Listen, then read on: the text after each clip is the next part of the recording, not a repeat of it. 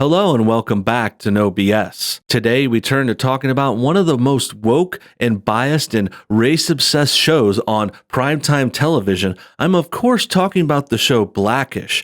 This, of course, is a pretty race-based show. It's about a black family having their issues, dealing with stuff. It's a comedy. It's mostly fun. I've actually seen it before. I almost covered the show before here in an episode or two, but I think it just wasn't as relevant as it needed to be. But today I think it's interesting. We have an interesting story about this show. They, of course, have gone political before. They've talked about race-based stuff. They had an episode a few years back saying like black people have to vote for Democrats. And then they kind of broke it down and actually had a like not so biased take. It kind of went back and forth and had a little nuance. I think that's why I didn't cover that episode initially, but today is one I do want to cover. Today I have a story that I think is pretty interesting, and it goes to show how bad the show was. In fact, we're going to talk about an episode that ABC themselves actually pulled at the time. This was from a couple years ago. They pulled an episode of this show.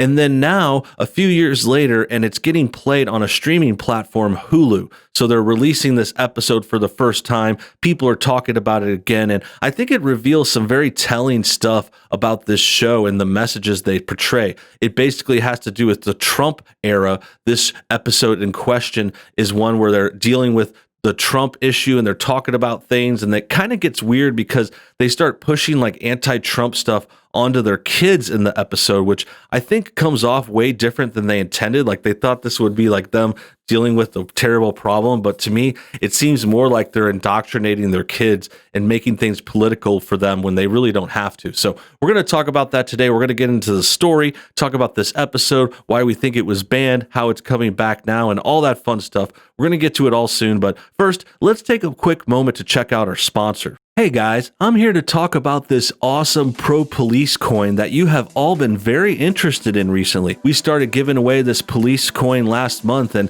we had a lot of great takers on this offer. Basically, all you have to do is pay for shipping, and you could get yourself a very nice golden coin that has engraved police images on it. This is to support our men in blue, to show that we support these heroes who are saving our country, protecting us from evil, and stopping all that crime out there, at least the best they can. I know the leftists and everyone want to defund the police, but here at NoBS, we're here to support them. And really one of the best ways you can do that is signing up and getting one of these free cop coins. They're free for a limited time. You just have to pay shipping. So if you're interested, make sure you check out the link below today's video. And for now, let's get back to the show. Great, now that that's out of the way, let's return to this story. The article says, "Review, this Blackish episode was hidden for years. Here's why it still works." Now, this is clearly the LA Times trying to defend the show. They're trying to go with them, and I think that's going to be regretful for them. I don't think they're going to actually care, but in our opinion, they're being biased and pro-woke and trying to support this show that got a little too political, and I think that's why ABC might have pulled the episode, even though they're a biased company owned by Disney, owned by leftists, pushing that propaganda too. I think this was just too far even for them. They just didn't want to tackle this issue that directly, and it also, I think they saw it could have made them look bad, which I think it is now that they're finally releasing it and they're also defending it and they're trying to act like this is all cool and they're like woke. And it's just perfect timing too. Like, of course, they're coming out with this anti-Trump episode like a few months before the election. Like, oh, very convenient of you guys. Yeah, let's bring this up now. But I think it might backfire, as you'll see when we get into the details. So with that said, let's go ahead and read on. "There's a terrible storm outside and no one in the Johnson family can sleep, and please, baby, please. Things are tense in the controversial season 4 Blackish episode, which was shelved by Disney in 2018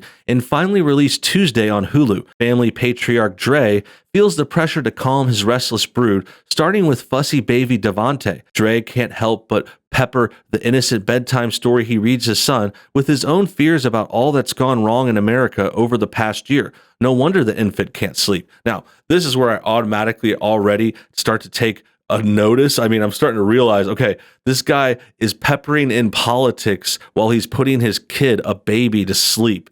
And then they're trying to actually turn that around and act like, oh, that's Trump's fault, like that's America's fault. Like, of course, the baby can't sleep. Like, look at the world that Trump has caused. But the truth is, these people shouldn't be telling this to their little kids and parents. Like, this guy should be a better father and be stronger and be like keeping that away from your kids. You don't need to put this political stuff in their heads when they're babies, and you don't need to like get all bitter and angry and like raise your kids in a bad way because of some president you don't like. Like, I know you want to blame him for all the problems in the world, but really, if you're being a bad parent, it's your fault. It doesn't come back to Trump. Trump's been in office 12 months and everything's a mess.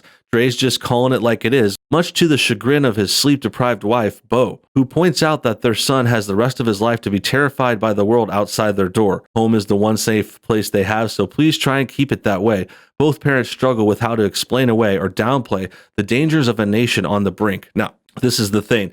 I will admit, if we saw this episode, there probably would be two sides to it. Like, it sounds like the wife is coming around here.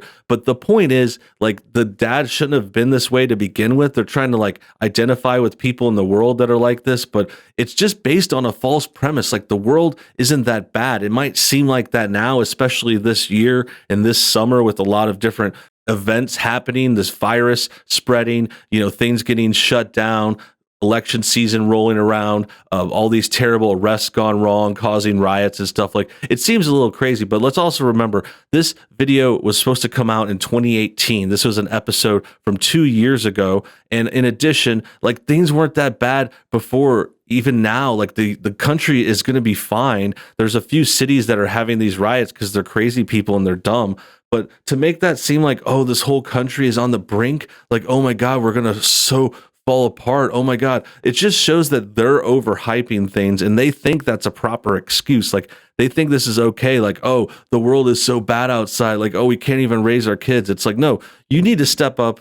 You need to get stronger and be there for your kids. Like, don't scare them. Why do you have to fearmonger your kids? You're like trying to brainwash them almost. Like, your kids don't need to know about this stuff. Kids should remain innocent. They should worry about their school and having friends and playing on their bikes and playing sports or something. Like, they have little things to worry about. They don't need to know about politics and the brink and all this like doom and gloom stuff. Like, I think this really goes to show how these parents are so affected and how these liberals get so worked up, like they're thinking it's the end of the world when it's really not. It's a hard, poignant look at 2017 through the lens of a comedy that's never afraid to tackle tough issues while challenging viewers to take a look in the mirror. But what's so controversial about this particular half hour of television is that it was yanked by ABC shortly before air, making it one of the best-known TV episodes of recent vintage that no one has seen. Speculating about what scared off the network's execs is part of the fun of watching the episode, listed on Hulu as Season 4, Episode 99 of the series. Please Baby Please offers a wide sweep over the anger, racism, and fear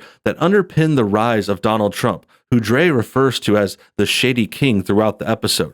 It's also a greatest hits of that year's tragedies: floods, mass shootings, hatred towards immigrants, Russia election meddling, gay bashing, and a combination of animated explainers, news clips, and chats between Johnson family members. So this is just them kind of rewriting history, kind of acting like, oh, the world was ending. There's all these fake news stories. I mean, look at all this stuff. Like, you could really just break it down. I mean, obviously the first two are things that happened, I'm sure, but it's like hatred towards immigrants. Nobody was hating immigrants.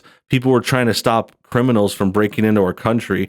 Russia election meddling, I mean, that was proven to be almost false. I mean, sure, there were some countries trying to spread ads and influence the American election. I mean, every country in the world has a interest in this country. I mean, we're the big honcho. The American president affects things across the globe, but there was no collusion. And then gay bashing. I mean, gay bashing, where?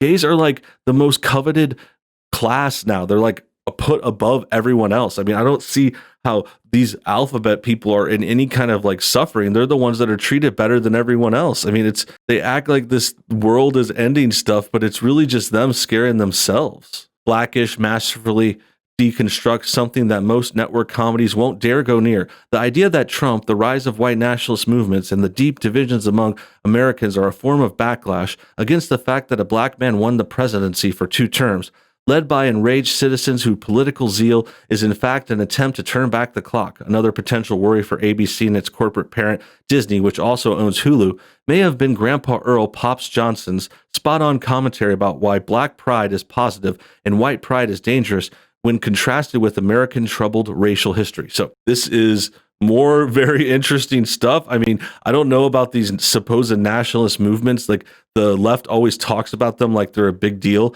I've never seen them. Like, I've never met anyone that was super nationalist and racist like this. Like, I've never seen them online. There's no prominent Twitter accounts. There's no YouTube channels that promote this stuff. Like, it's totally been silenced and deleted. And mostly because there's just not that many people that are into that. I mean, this is not a real issue. They're just making up boogeymen for them to be scared of. And then the last point is with this line from the Lawrence Fishburne character, who is a fine actor too. Actually, Anthony Anderson used to be a pretty funny actor. I used to enjoy a lot of his work. He's the main guy on this show. But the fact that they're going down this pro-black, like liberal, anti-white rabbit hole, I mean, that's the main thing here. It's anti-white.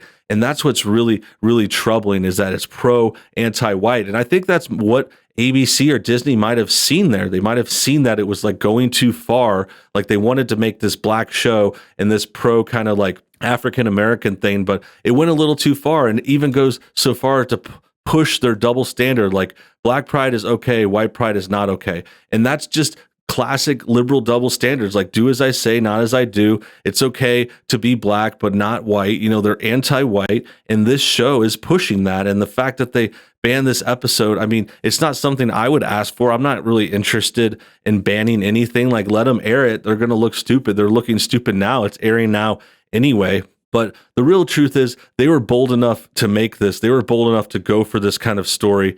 And that's why I think it's interesting and funny that, like, the LA Times is backing them up. They're acting like it was brave of them to do, when really they're just making up problems. They're indoctrinating their kids. They're fear-mongering them and acting like everything's so scary outside when it's really not. So yeah, I just see that as some bad parenting examples on a TV show that's supposed to be about this black family who's all woke and great and awesome, but it's really just a bad example. I mean, yeah, they're successful. They have great jobs on the show, like the mom's a lawyer or something, but the way they go about this stuff, like, you go back to that other episode, they say black people just vote for Democrats. That's like what Joe Biden said. Like, if you don't vote for Joe Biden, you ain't black. And Blackish show pushes that kind of narrative too. And now they're pushing this anti-Trump division stuff that's just highly over exaggerated, like completely unfair and anti-white, and this show is just a total mess. That about wraps things up. I hope you guys enjoyed today's video. Make sure you comment your thoughts on everything below. Also, hit that like button if you enjoyed what you saw, subscribe if you're new, and check out our second channel, NoBS News, for more content. Until next time, have a great day.